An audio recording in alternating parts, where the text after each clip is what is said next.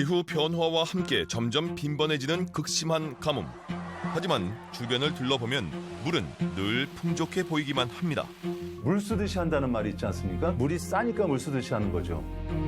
우리가 쓸 수 있는 수자원이 점점 줄어드는 현실. 이젠 버려지는 물도 다시 봐야 할 텐데요. 비 올 때 모아둔 물을 비 안 올 때 사용하는 물입니다. 버릴 물을 한 번 더 사용을 하는 거기 때문에 상하수도 같이 전략이 되는 거죠. 빗물부터 중수도까지 재이용할 수 있는 수자원은 생각보다 활용할 곳이 많습니다. 화장실에서 물, 소변이나 대변 내리는 거라든지 정원에다 쓰는 거는 경우는 마실 정도로 깨끗할 필요는 없습니다. 어디에다 쓰느냐에 맞춰서 거기에 맞는 물을 공급하면 좋습니다. 적은 비용으로 간단하게 물을 재이용할 수 있는 기술도 점점 발전하고 있습니다. 이렇게 중수도를 생산하는 비용이 수도요금보다 싸야 되는 게 되게 중요해요. 그러한 기술들이 이제 개발이 됐다고 보시면 되는 거죠. 부족한 수자원을 효율적으로 활용할 수 있는 물의 재이용 방법. 버려지는 물의 재탄생 과정을 지금부터 함께 알아봅니다.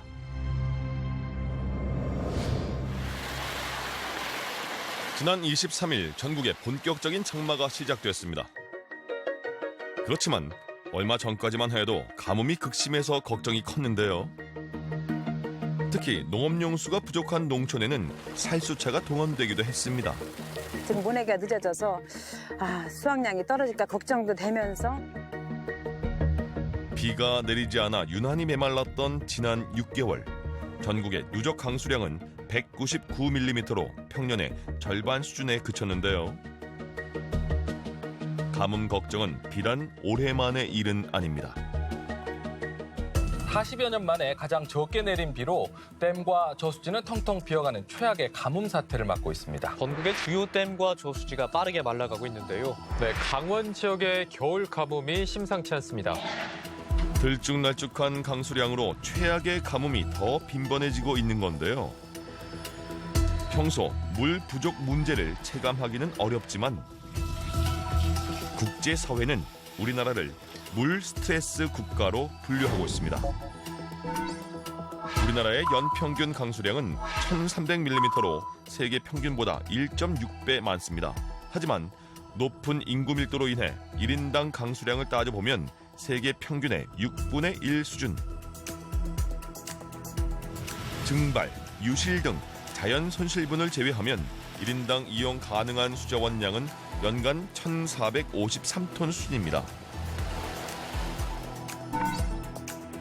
국제인구행동연구소는 1인당 가용 수자원량이 1,000톤 이상, 1,700톤 미만이면 물 스트레스 국가로 분류합니다.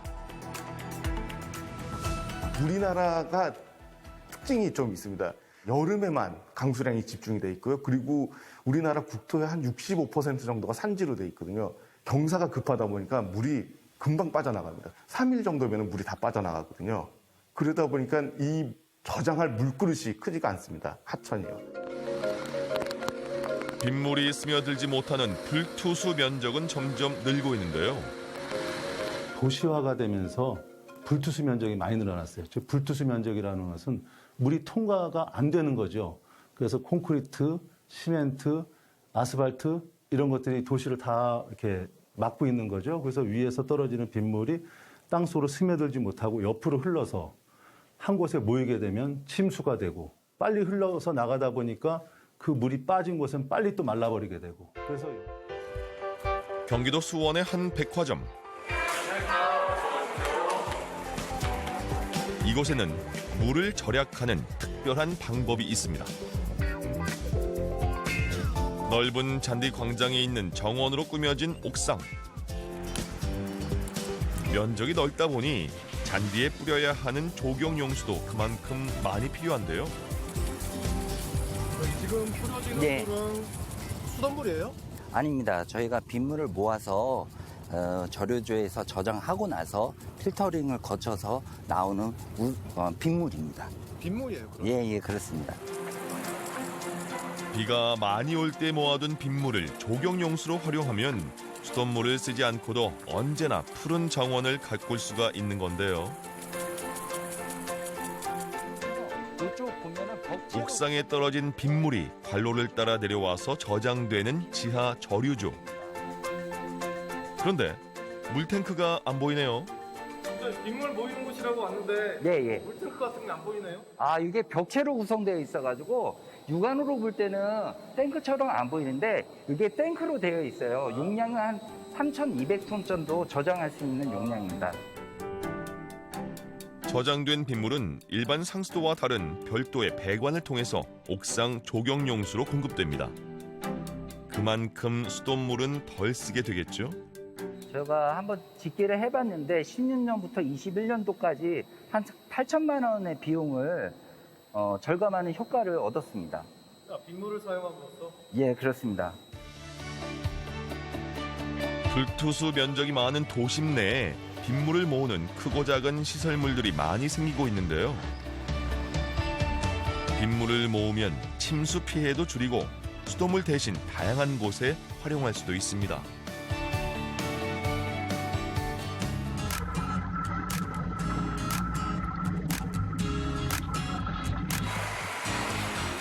경기도 수원시. 여름낮 뜨거워진 도로에 살수차가 시원하게 물을 뿌립니다. 도심 열섬 현상도 막고 비산먼지도 줄일 수 있는데요. 그런데 도중에 물이 떨어진 살수차가 수원 월드컵 경기장 앞 도로에 멈춰섭니다.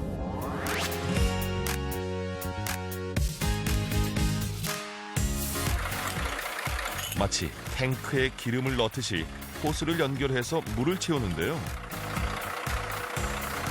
여기에 공급되는 물은 수돗물이 아닌 빗물입니다. 빗물을 쉽게 이용할 수 있게 만든 빗물 공급기인데요. 여기 있는 물은 어디서 네. 오는 물이에요? 월드컵 경기장 지붕에 떨어지는 빗물을 저류조에 한번 저장해뒀다가 다시 이곳으로 나오게 되는 겁니다. 도로 옆에 설치돼 있는데 네. 일반 시민들도 사용할 수 있는 거예요? 네, 저희 시청으로 전화 주시면은 자동으로 이 공급 장치가 가동되면서 이용하실 수 있습니다. 무료인가요? 네, 무료 맞습니다. 무료예요? 네. 노면에 자동으로 물을 뿌리는 장치 역시 빗물을 이용합니다. 수원시에 있는 크고 작은 빗물 저장 시설만 300여 개. 지난 한 해 동안 이용한 빗물은 무려 2만 7천 톤에 달합니다. 그만큼의 수돗물을 덜 사용한 셈인데요. 하늘에서 내리는 소중한 수자원 빗물. 생각보다 이 빗물을 활용할 수 있는 곳은 많지만 문제는 강수량입니다. 비가 내리지 않으면 필요한 곳에 안정적으로 사용할 수가 없는 건데요.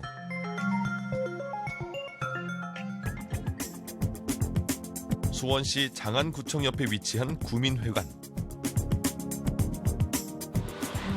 이곳에는 구민들이 이용하는 수영장이 있습니다. 수영장은 물론이고 샤워장까지 물 사용량이 많을 수밖에 없는데요.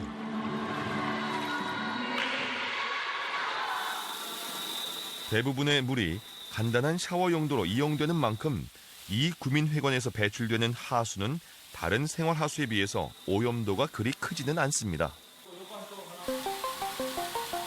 많이 더럽지 않은 물이 모두 하수구에 그대로 버려지는 상황. 이 물을 다시 한번 활용할 수 있는 방법은 없는 걸까요? 배출되는 하수가 모이는 지하 시설실로 가봤습니다. 이 물이 이제 샤워장에서 사용한 물이 내려오는데 그거를 이제 여기서 머리카락이라든지 큰 이물질들은 걸러주고 한 번 더 저희가 걸러준 물을 밖으로 배수를 하는데 배수를 하는 물을 일부를 이제 저쪽으로 넘겨서 탱크에 저장을 하는 거예요. 그래서 재이용을 하는 겁니다. 다소 생소하게 느껴지는 물 재이용. 물론 이 물을 그대로 다시 쓰는 건 절대 아닙니다. 물속 이물질이나 세균, 냄새 등을 제거하는 정화 처리를 거친 후에 용도도 변기 세정수나 조경 용수로만 사용하는 건데요. 세면 용수라든지 아니면 샤워한 용수는 거기에 들어간 거는 계면 활성제, 그러니까 세제하고 머리카락 이런 것들인데 이런 이물질들은 다 걸러질 수 있고 세제 성분만 없애주면 됩니다. 만약에 우리가 한 가지로만 오염이 됐다고 하면요. 그 한 가지에 대해서 처리는 굉장히 쉽습니다. 수도처럼 깨끗한 물은 아닌 거죠? 아, 그렇죠. 마실 수 있는 물은 아니고 화장실에서 쓸 수 있는 그러니까 그런 상태의 물로 만드는 거고요. 이렇게 한 번 이용한 물을 다시 처리해서 정해진 용도로 사용하는 걸 중수도 혹은 저농도 오수라고 합니다. 우리 가정에서 쉽게 처음에 수도꼭지를 틀어서 나오는 물은 상수도라고 합니다. 그 물을 그냥 쓰고 버려서 내보내는 것은 하수도라고 하죠. 근데 그 가운데 아주 더럽지 않은 물이라면, 즉 손 씻는 물, 세수하는 물, 이 정도의 물은 한번 우리가 걸러서 사용을 하면 좋겠다. 그게 바로 중수도죠. 마시거나 뭐 세수하거나 이런 데 쓰는 것이 아니고 화장실에 사용하는 물, 그다음에 조경용수, 또 청소할 때 쓰는 물, 이런 부분으로 다양하게 활용할 수가 있는 것이죠. 마실 수 있을 정도로 깨끗한 수질의 상수도는 그만큼 많은 정화 처리 과정을 거쳐야 하기 때문에 생산 비용이 많이 듭니다. 상수도 1톤을 생산하려면 977원이 들고 사용 후 처리에 또 1,303원이 듭니다. 거기에 상수도 생산 과정에서 톤당 332g의 온실가스도 배출되는데요. 이렇게 비싸게 생산된 상수도를 도로나 화단에 뿌리고 변기 물을 내리는 용도로 아낌없이 사용하고 있는 게 우리 현실입니다. 상수도를 가장 많이 사용하는 곳은 전체의 66%를 사용하는 가정입니다. 가정 내에서 물이 가장 많이 쓰이는 곳은 놀랍게도 변기에 흘려버리는 변기 세정수입니다. 우리가 하루에 사용하는 물 중에 4분의 1을 화장실에 변기로 내리는 물로 사용하고 있다. 근데 그 4분의 1에 해당하는 물은 바로 수돗물이다. 변기에 내려가는 물은 굳이 수돗물로 안 해도 되지 않겠느냐. 이 구민회관에서는 버려지는 샤워 용수 중에 하루 35톤을 정화해서 변기 세정수로 다시 한번 사용하고 있는데요. 수량을 예측할 수 없는 빗물과 달리 이곳 샤워 용수나 세면 용수는 늘 일정한 양이 발생해 안정적으로 사용할 수 있다는 게 특징입니다. 빗물은 수질은 깨끗한데 이 물이 안정적으로 들어오지가 않습니다. 그런데 중수는 수질은 빗물보다 안 좋은데 수량은 안정적으로 들어옵니다. 그래서 이거를 서로 장단점을 보완하기 위해서 합치면은 아주 또 좋은 시설이 될 수 있습니다. 비용 부담과 탄소 배출이 큰 상수도를 한 번 만들어 2번 쓰는 방법, 이곳에 또 있습니다. 그냥 보기엔 체육시설과 휴식공간 등 공원처럼 보이는 이곳은 사실 용인시의 하수 종말 처리장 중 한 곳인데요. 하수 처리 시설은 모두 보이지 않는 지하에 있습니다. 여기서는 인근 아파트에서 들어온 생활 하수를 하천으로 방류할 수 있을 정도의 수질로 정화하는데요. 최종적으로 처리된 물은 요 밑에 이제 처리 수조에 이제 모이게 되고 밖에 원천 이천으로 방류가 되거든요. 전체 100%가 다 방류되는 건가요? 아니요, 그렇지는 않고 이제 일부분은 다시 이제 저희 재이용 시설로 다시 돌려보내서 그 물은 다시 한 번 더 재처리가 되고 IT밸리로 재이용수로 공급이 되고 있습니다. 다시 사용할 수 있도록 재처리된 물이 보라색 배관을 타고 향하는 곳. 하수 처리장 바로 옆에 위치한 40층 규모의 지식산업센터입니다.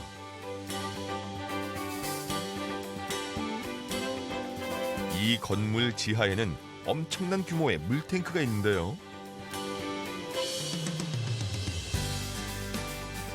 여기 보이시는 것처럼 저희 제2용수 저수조고요. 현재 전체 용량은 480톤, 유해 용량은 407톤입니다. 레스피아에서 공급을 받고 있고요. 제2용수라고 해서 깨끗한 상수처럼 들어오기 때문에 저희가 안전하게 지금 받아쓰고 있습니다. 여기 저장된 제2용수는 주로 이 건물 화장실에서 이용합니다. 색깔이나 냄새, 탁도 등 육안으로는 상수도와 구분이 어려울 정도로 깨끗한데요. 건물 내 별도의 정화 장치 없이 저렴한 중수도를 활용할 수 있습니다. 배관 분리 작업이라고 해갖고 한 2억 4천 정도가 들어갔고 저희가 제2용수를 사용한 지 약 3년 정도 됐는데 매년 한 1억 정도가 절감됐기 때문에 실제적으로 보면 설치비는 전부 다 뽑아놓은 상태고 앞으로는 이제 요금 절감 쪽으로 매년 1억 정도가 절감 효과를 보고 있습니다. 용인시는 지난해 하수 처리장에서 나온 제2용수 15,000톤을 인근 건물에 공급하거나 공업용수, 조경용수 등으로 재이용했습니다. 우리 시는 다른 시군과 달리 500톤 이상 하수 처리 시설 16개소가 우리 시 전역에 분포하고 있기 때문에 하수 처리수를 재활용할 수 있는 지리적 여건이 훌륭합니다. 이런 특성을 이용해서 도심 지역에서 하수 처리수를 재이용할 수 있는 방안을 지속적으로 확대할 계획입니다. 상수도 생산 비용과 탄소 배출이 줄어들고 그만큼 상수원 취수도 줄어드는 제2용수. 하지만 빗물이나 중수도 등 물의 재이용량은 극히 미미한 실정입니다. 2018년 기준 우리나라에서 재이용된 물의 양은 15억 톤, 전체 물 이용량 대비 약 4% 수준입니다. 재이용된 물 15억 톤의 대부분은 하수 처리수였고 중수도는 23.7%, 빗물은 겨우 0.8% 정도에 그쳤습니다. 가장 큰 원인은 솔직하게는 수도요금이 좀 저렴하기 때문이죠. 그러니까 물 쓰듯이 한다는 말이 있지 않습니까? 물이 비싸면 물 쓰듯이 못하죠. 물이 싸니까 물 쓰듯이 하는 거죠. 굳이 싼 상수도를 놔두고 기술을 투입해서 우리가 재이용해야 할 물을 사용할 필요가 없다라는 인식이 사실 물 재이용 활성화를 가로막는 것 중에서 첫 번째 가장 크다고 생각하고요. 2020년 기준 전국 평균 수도요금은 톤당 719원입니다. 생산원가 977원에도 못 미칩니다. 다른 나라는 어떨까요? 수도요금이 가장 비싼 덴마크 4,000원이 넘고요. 주요국 평균은 1,700원대. 우리나라는 다른 나라와 비교해 봐도 매우 저렴한 편입니다. 수도요금이 낮다 보니 중수도를 이용하기 위해 별도의 시설을 설치하고 운영하는 데에 가성비 문제가 따라올 수밖에 없는데요. 하지만 최근 기술의 발전으로 중수도 생산 원가가 훨씬 저렴해졌다는 게 업계의 설명입니다. 예, 제가 보여드리려고 하는 거는 이 물은 맑은 물이고 맑은 물이죠. 근데 이제 이걸 인위적으로 오염시켜 보겠습니다. 잉크를 넣어 파랗게 변한 물. 곧바로 정화 장치를 작동시켜 보는데요. 관을 통해 물이 정화 장치로 유입됐다가 다시 배출되며 정화되기 시작합니다. 파랗게 변했던 물이 단 몇 분 사이 점점 맑아지기 시작하는데요. 이 과정을 거치면 대장균과 냄새, 탁도 등이 모두 놀랄만한 변화를 보여줍니다. 육안으로 봐서는 수돗물과 구분되지 않을 정도로 맑아서 중수 사용에 대한 심리적인 거부감도 덜어줄 수 있는데요. 어떻게 이런 기술이 가능한 걸까요? 고도 산화 처리 기술이라고 해서 굉장히 강력한 산화제예요. 근데 이 OH 라디칼은 산화제 역할은 바로 하지만 인체에 무해한. 문제는 비용입니다. 여러 과정을 거칠수록 물은 깨끗해지지만 비용 역시 늘어나는데요. 저렴한 비용과 간단한 과정이 기술의 핵심입니다. 이렇게 중수도를 생산하는 비용이 수도요금보다 싸야 되는 게 되게 중요해요. 그러니까 톤당 얘가 처리를 하면 어떤 양을 많이 처리하면 한 200원 정도, 양이 적으면 한 400원 정도. 이처럼 기술의 발전으로 중수도를 이용하는 게 더 저렴해졌지만 실제 물 재이용률은 늘지 않고 있는 게 현실인데요. 하수의 10%, 물 재이용을 촉진하기 위한 정책이 시행되고 있지만 유명무실하다는 지적이 끊이지 않습니다. 의무 설치 대상의 기준이 연면적 6만 제곱미터 이상 대형 건축물에 한정되기 때문인데요. 6만 평방미터면 어느 정도일까요? 쉽게 얘기해서 우리나라 서울에는 신라 호텔 정도라고 생각하면 됩니다. 이거 고쳐야 된다고 생각합니다. 그러니까 연면적 6만 평방미터 이상이라는 것은 하지 말라는 얘기죠.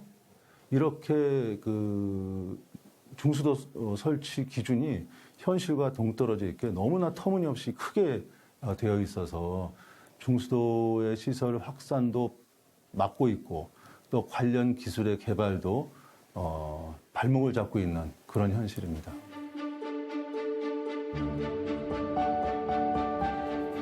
우리가 쓰는 물의 양은 해마다 점점 더 늘고 있습니다. 깨끗한 물을 만들어내기 위한 인프라와 비용 부담 역시 점점 커지고 있는데요. 자, 댐을 만들고 관로를 만들고 뭐 전기 들어가는 게 다 결국은 어떤 재화를 만들다 보면 탄소가 들어가게 돼 있잖아요. 그런 이 물을 절약하는 자체는 뭐냐면 바로 그런 건설과 관련된 인프라의 비용이 발생되는 탄소, 그다음 이걸 보내는 에너지에 대한 탄소, 이런 탄소를 근본적으로 줄일 수 있는 방법이 되다 보니까 탄소 중립에 이 물 재이용은 굉장히 중요한 키워드입니다. 싸기 때문에 귀한 줄 모르고 썼던 물. 지혜를 모으면 사용하는 데 부담을 느끼지 않으면서도 더 저렴하게 쓸 수 있는 물이 있습니다. 물에 대한 인식을 바꾸는 좀 더 적극적인 정책이 필요한 때입니다. 이거는 개인이 이익을 따져보기 전에 국가가 먼저 나라를 위해서 어떻게 하는 것이 좋을 것인가라는 정책 수립이 필요하다고 생각합니다. 그래서 국가에서 인센티브를 주는 거죠. 인센티브를 주고 그다음에 재이용에 대한 목표도 설정해주고 그다음에 그 국민들의 인식 제고도 함께 해주고 해서 국가에서 관심을 가지고 제도 개선이 이루어져야 됩니다.